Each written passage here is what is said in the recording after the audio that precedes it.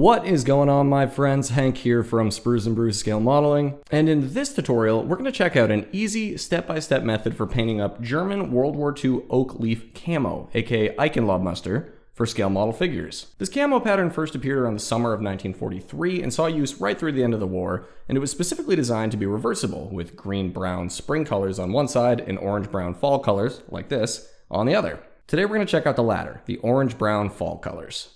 We're going to use 4 acrylic Vallejo paints to replicate this camo. German Camo Medium Brown, Orange Brown, Beige Brown, and Dark Rust.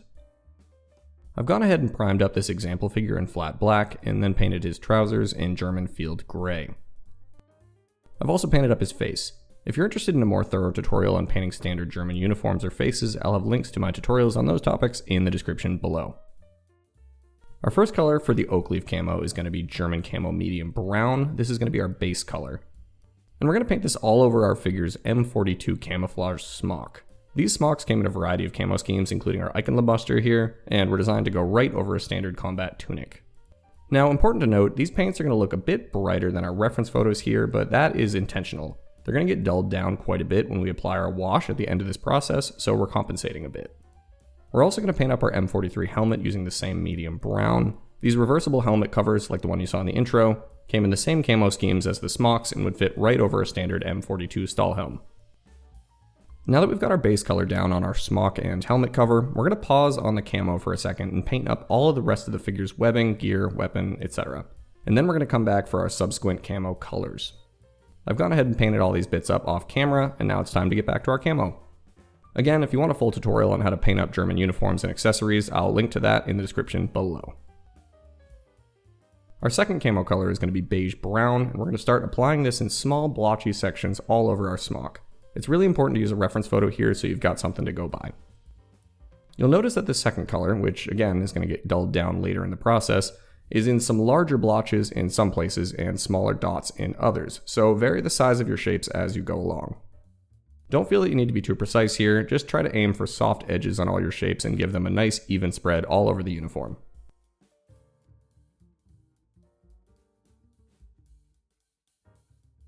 Also keep in mind that this camo print would extend under any of our figure's webbing and equipment, so don't forget to make some of the shapes look like they're going under his straps and gear.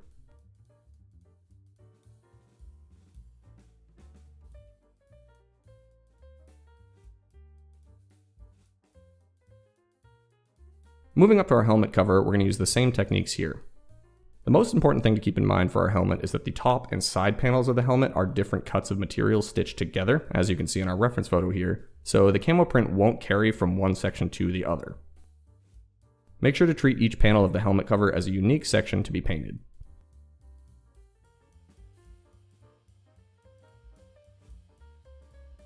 Moving on to our third camo color, we're going to use some dark rust. This will be the darkest color in our scheme, and it's going to be applied in much the same way as our beige brown, as soft-edged amoebus shapes. We want to paint these darkest blotches in 2 different ways. Some blotches should follow alongside our beige brown shapes with some parts overlapping the lighter color, and some blotches should just stand alone over our first camo medium brown color without touching any of the beige brown. Again, be sure to check your reference photo for guidance. As with our beige brown, try to add these darker blotches evenly all over our smock, front and back.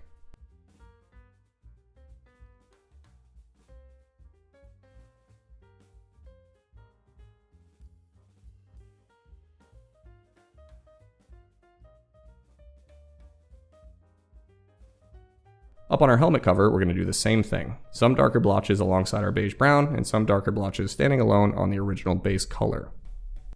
Once we add our final wash, this color is going to get even darker, so it matches more like the color you see in the reference photo here. And for our final camo color, we'll break out our orange brown.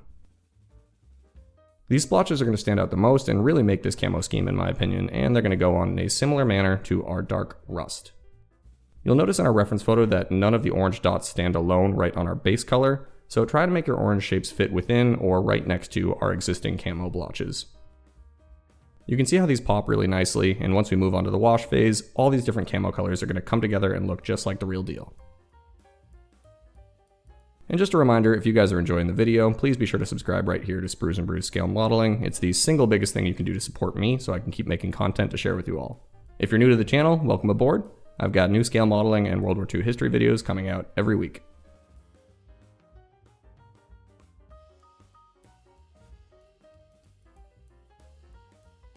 Alright, once our smock is all set with the orange-brown, we'll do the same thing up on our helmet cover. Nothing fancy here, just following the same rules we've been using throughout the process. Make sure to treat those top and side panels as different sections of fabric and we'll be all set.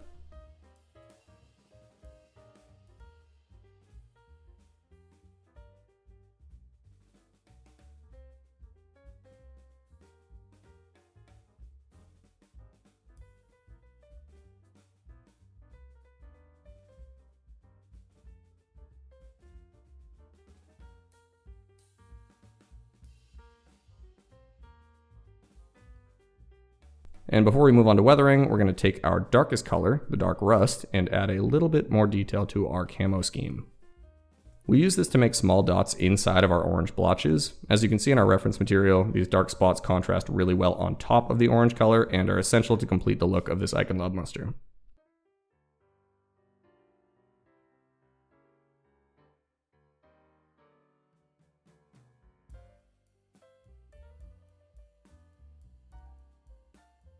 Once we're happy with the final spots on our smock, we'll repeat the same process on our helmet.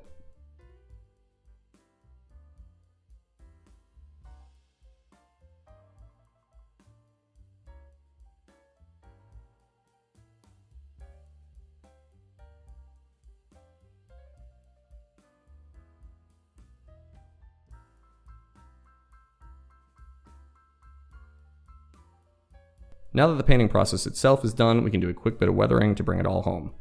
I've sprayed our figure with a coat of gloss varnish to protect our work so far and get the figure ready for enamel weathering products. We'll use my standard approach of a dark sludge wash all over the figure, and then we'll clean that up with a bit of enamel thinner. Since we're focusing just on this specific camo scheme today, I won't go into a ton of detail here, but if you'd like a more thorough breakdown of how the wash process works, please be sure to check out my complete figure tutorial linked in the description below.